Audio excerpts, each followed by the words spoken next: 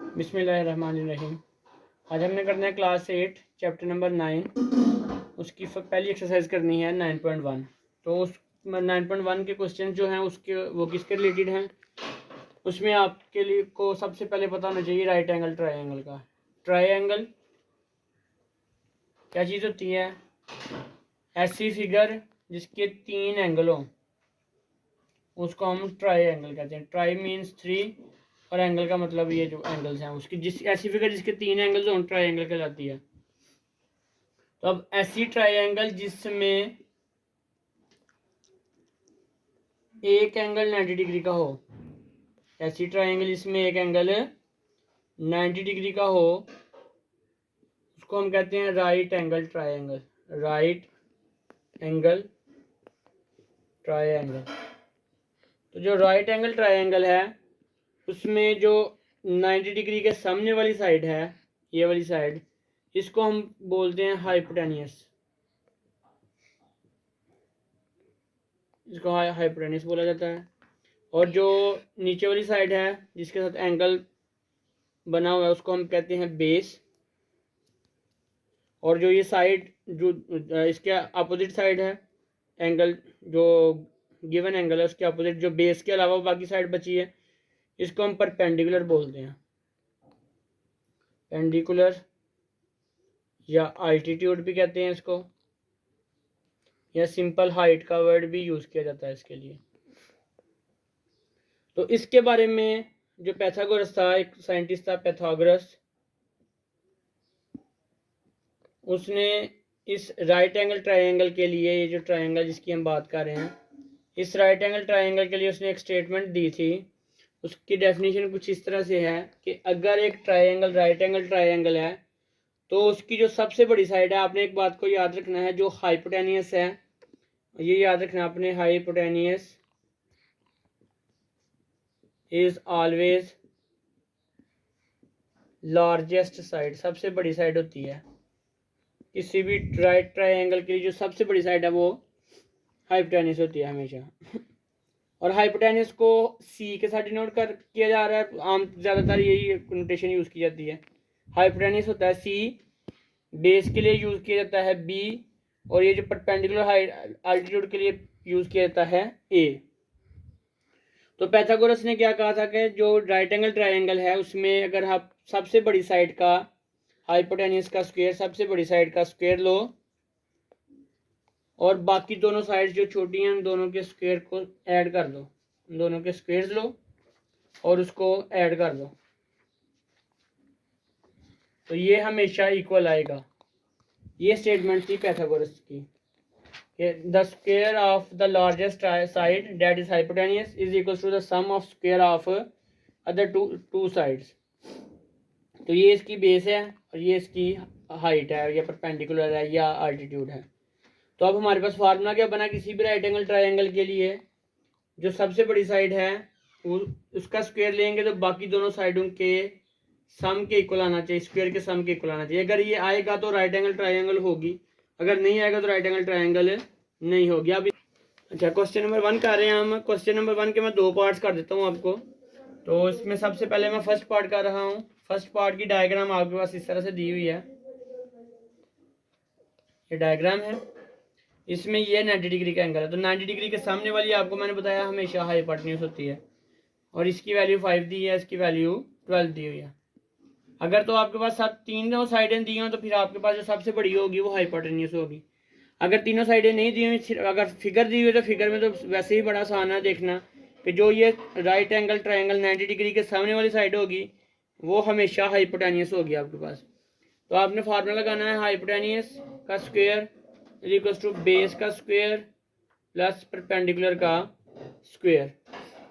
तो what is hypotenuse here is x, hypotenuse x आ गया, बेस नीचे वाली वैल्यू तो ये आ गई 5, और ये जो परपेंडिकुलर है ये आ गया 12 का स्क्वायर।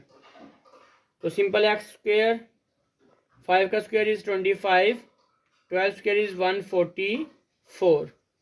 अब इन दोनों को ऐड करेंगे तो हमें मिलेगा x square is equal to 169। तो हमने x की वैल्यू फाइंड करनी है, तो हम क्या करेंगे, स्क्वायर खत्म करने के लिए taking square root on both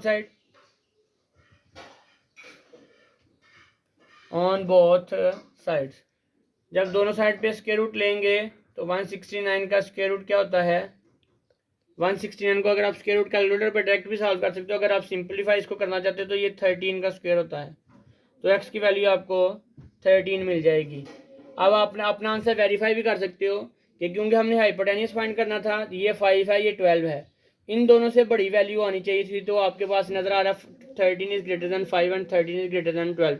इसका मतलब है सबसे बड़ी साइड यही होगी और x की वैल्यू भी हमारे पास 13 आ गई। हाइपोटेन्यूस हमने फाइंड कर लिया 13। अब इसी एक्सरसाइज का क्वेश्चन नंबर 1 का एक पार्ट और मैं कर देता हूँ आपके लिए। इसमें हमें हाइपोटेन्यूस की बजाय बेस या परपेंडिकुलर फाइंड करनी पड़ेगी। उसमें फार्मूला यही अप्लाई होगा, लेकिन उसको सिंप्लीफाई किस तरह से करना है वो देखते हैं। क्वेश्चन नंबर 2 है इसका। क्वेश्चन नंबर 1 का पार्ट नंबर आप मैं कर रहा हूँ, ये पार्ट नंबर है इसका 5, पार्ट नंबर है 5, तो जिसमें हमारे पास x की वैल्यू फाइंड करनी है। अब आपके माइंड में ये प्रॉब्लम नहीं बननी चाहिए कि x फाइंड करना तो x को लेफ्ट साइड पर रखना। आपने लेफ्ट साइड पे हमेशा बड़ी वैल्यू रखनी है जो कि हाइपोटेन्यूस होता है, 90 डिग्री के सामने वाली बिल्कुल जो है। x इधर हो या इधर हो, जिधर भी x हो आपने उसको नहीं देखना, आपने जो 90 के सामने वाली साइड है वो हमेशा लेफ्ट साइड पे रखनी है। 10 का square is equal to x का स्क्वायर प्लस 6 का स्क्वायर। अब आपके माइंड में पिछले सवाल को देख के ये चीज़ आएगी कि x की वैल्यू इन दोनों से बड़ी आनी चाहिए। ऐसा नहीं है, ऐसा सूरत में होगा जब हाइपोटेन्यूस फाइंड करना होगा। अब आपकी जो x की वैल्यू है वो 6 से बड़ी हो सकती है या 6 से छोटी हो सकती है, उसके ऊपर कंडीशन नहीं है, लेकिन 10 से हमेशा छोटी होनी चाहिए क्योंकि ये आपके पास हाइपोटेन्यूस है। तो x का आंसर इससे छोटा आएगा क्योंकि वो बेस है। और हमेशा आपने याद रखना है कि जो 90 डिग्री के सामने वाली साइड है वो आपने लेफ्ट साइड पर रखनी है। 10 का square is 100, x square plus 6 का स्क्वायर आ गया 36। इधर प्लस है, इक्वल की दूसरी साइड पे जाएगा तो उधर जाके ये माइनस सब्ट्रैक्ट हो जाएगा। 100 माइनस 36 इज 64। अब स्क्वायर ऊपर से स्क्वायर खत्म करना तो हम स्क्वायर रूट ले लेंगे दोनों साइड पे। तो 64 का स्क्वायर रूट होता है 8। तो अब हमारे पास x की वैल्यू 8 आ गई जो हमने फाइंड करना था। ये 10 से छोटी है, इसका मतलब है हमारा आंसर ठीक है। हमने हाइपोटेन्यूस से छोटा आंसर आना चाहिए, तो बेस हमें 8 मिल गई। ये हमारा क्वेश्चन नंबर 1 के बाकी पार्ट्स भी इसी तरह से हो जाएंगे। अब क्वेश्चन नंबर 1 के अलावा हम इस एक्सरसाइज में से जो इंपॉर्टेंट चीज़ें हैं, क्वेश्चन नंबर 7 और 8, ये 2 क्वेश्चन इंपॉर्टेंट है, वो उसके भी एक एक दो पार्ट में कर देता हूँ ताकि आपको आपके माइंड में जो पाइथागोरस थ्योरम के रिलेटेड जितने भी क्वेश्चन है वो सारे क्लियर हो जाएंगे। अब नेक्स्ट क्वेश्चन हमने करना है, क्वेश्चन नंबर 7 है, ये 9.1 एक्सरसाइज का क्वेश्चन नंबर 7। इसकी स्टेटमेंट एक दफ़ा पढ़ें आप। तो लिखा हुआ है if a b c are the length of the sides of triangle then tell which of the following triangles are not right triangle, any a b c में बी राइट एंगल। अब इसमें आपके पास जो सबसे पहली चीज़ है वो आपने बताना है कि कौन सी राइट एंगल ट्रायंगल है और कौन सी राइट एंगल ट्रायंगल नहीं है। तो इसके लिए आपका पाइथागोरस थ्योरम ही यूज़ किया जाता है। इसमें आप वो जो लास्ट लाइन लिखी हुई है ना, any of angle A B and C में बी राइट एंगल, तो इसमें हमें पता नहीं है कि कौन सी जो नीचे दी हुई साइड्स हैं उसमें कौन सी आपके पास परपेंडिकुलर है, कौन सा हाइपोटेन्यूस है और कौन सा बेस है। तो आपने सबसे पहले तो हाइपोटेन्यूस फाइंड कर लेना, बाकी बेस और परपेंडिकुलर का कोई इतना इशू नहीं होता। तो जो आपके पास परपेंडिकुलर है ना, जो तीनों में सबसे बड़ी साइड होगी वो आपका हाइपोटेन्यूस होगा, ये आपने याद रखना। बाकी दोनों साइड्स को आप सेपरेट एक साइड पर रख सकते हैं। तो अगर दोनों साइडों का आंसर इक्वल आ गया, अगर मैं इसको सॉल्व करता हूँ पहले क्वेश्चन को, तो मेरे पास जो पहला क्वेश्चन है उसमें ए बी और सी, सबसे बड़ी साइड मेरे पास सी है, तो सी को मैं लेफ्ट साइड पे रखूँगा, यानी कि सी का स्क्वायर फार्मूला क्या बनेगा, C square is equal to A square plus B square. दोनों को सिंप्लीफाई करेंगे, अगर आंसर इक्वल आ गया तो ये राइट एंगल ट्रायंगल होगी, अदरवाइज ये राइट एंगल ट्रायंगल नहीं होगी। तो अब हम इसके क्वेश्चन सॉल्व करते हैं। क्वेश्चन नंबर 7 की पहले क्वेश्चन की अगर मैं देखता हूँ तो वैल्यूज मैंने जो आपको बुक से दिखाई हैं, ए इज इक्वल टू 6 है, बी इज इक्वल टू 5 और सी की वैल्यू है 7। तो इसमें सबसे बड़ी वैल्यू आपको नज़र आ रही है सी है, तो जो सबसे बड़ी वैल्यू है उसको हम लेफ्ट साइड पे लिखते हैं, तो फार्मूला बनेगा आपके पास C square equal to A square plus B square.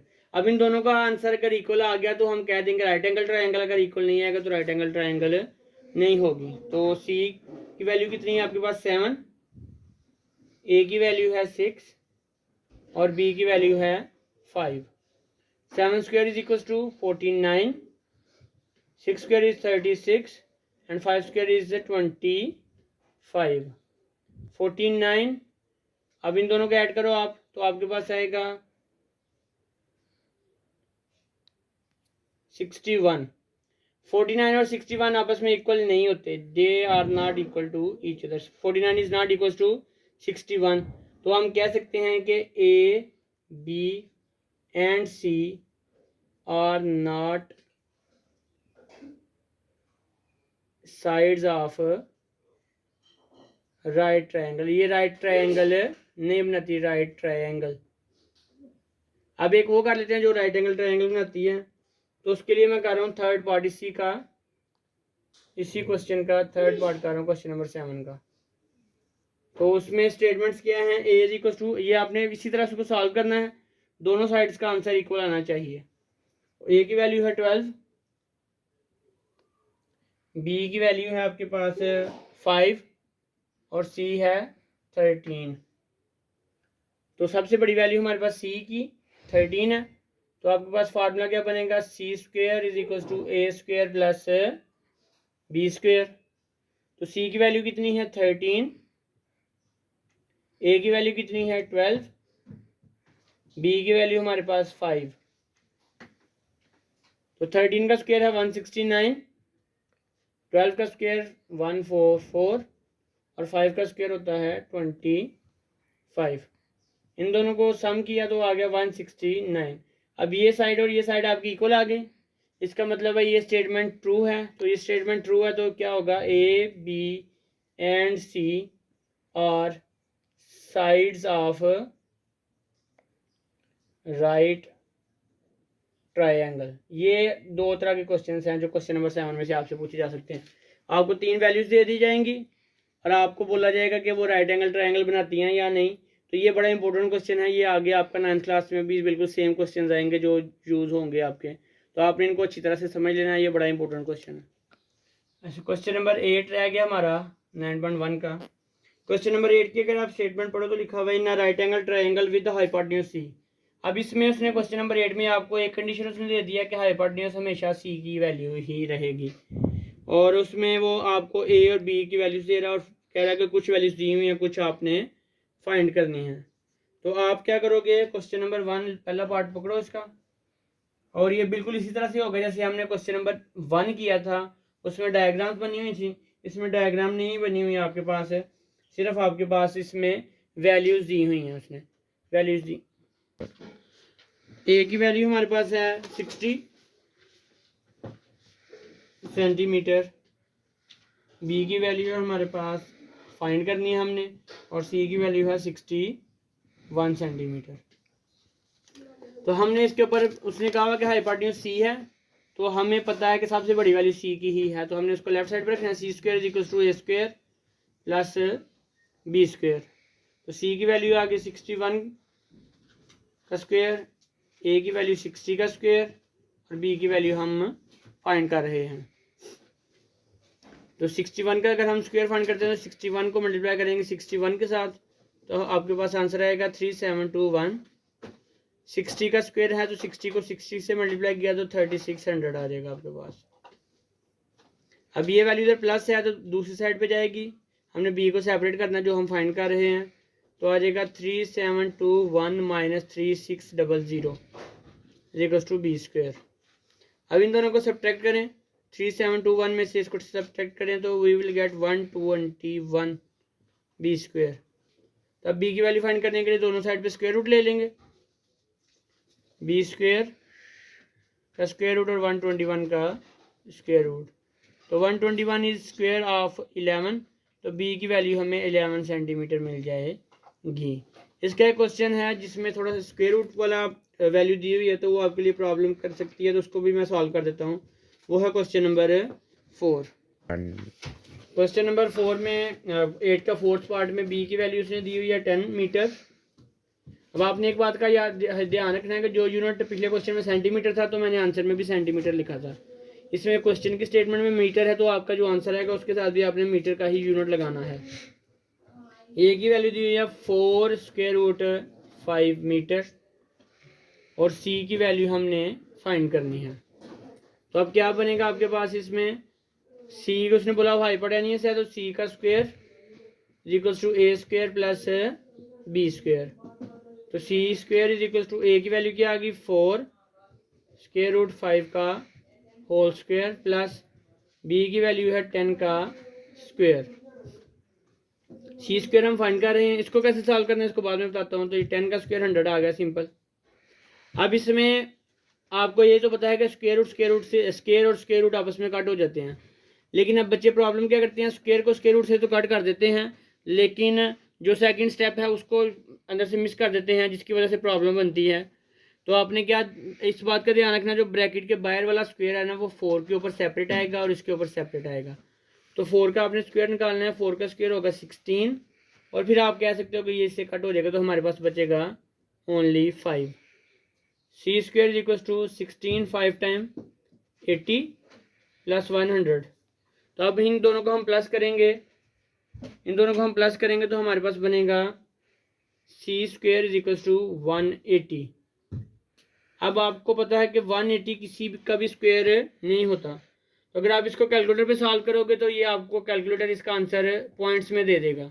लेकिन अगर आप इसको गिवन कंडीशन के लिहाज से आप देखो तो आपका आंसर स्क्वायर रूट की फॉर्म में आना चाहिए। तो आप स्क्वायर रूट की फॉर्म में किस तरह से करना है, और अगर पॉइंट में करता तो वो आपको कैलकुलेटर के ऊपर डायरेक्ट भी इसको लिखोगे तो कैलकुलेटर आपको पॉइंट में आंसर दे देगा। 180 स्क्वायर रूट से कट हो गया, सी इज इक्वल टू, अब 180 को आपने अगर इस फॉर्म में लिखना है साइड की फॉर्म में स्क्वायर रूट की फॉर्म में तो वो कैसे लिखा जाएगा 2, इसको फैक्टराइज करो 290 टाइम 245 टाइम 315 टाइम 35 टाइम। अब आपके पास जो है ये 2 का स्क्वायर बन रहा है, ये 3 का स्क्वायर बन रहा है, तो हमारे पास बनेगा 2 का स्क्वायर मल्टीप्लाई बाय 3 का स्क्वायर मल्टीप्लाई बाय 5। सिंपल, इसका स्क्वायर नहीं है क्योंकि वो एक अकेला 5 है। तो ये से कट हो गया, ये से कट हो गया स्क्वायर रूट से, तो बना 2 multiply by 3 square root 5। C is equal to 6 square root 5, unit metre था तो इसके साथ भी मीटर ही आएगा। ये आप इस तरह से सिंप्लीफाई कर सकते हो, और अगर आप कैलकुलेटर के ऊपर लिखोगे तो आपको डायरेक्ट वो पॉइंट में सी का आंसर देता है। तो ये आपका एग्जैक्ट आंसर है जो कि आपकी बुक के पीछे भी इसी तरह से लिखा होगा। तो आप वैसे पॉइंट में भी निकाल दो, अगर आपके पास तो इस तरह आपको नहीं समझ आ रही तो पॉइंट में भी निकाल दो, तो कुछ ना कुछ आपको मार्क्स उसके मिल जाएंगे।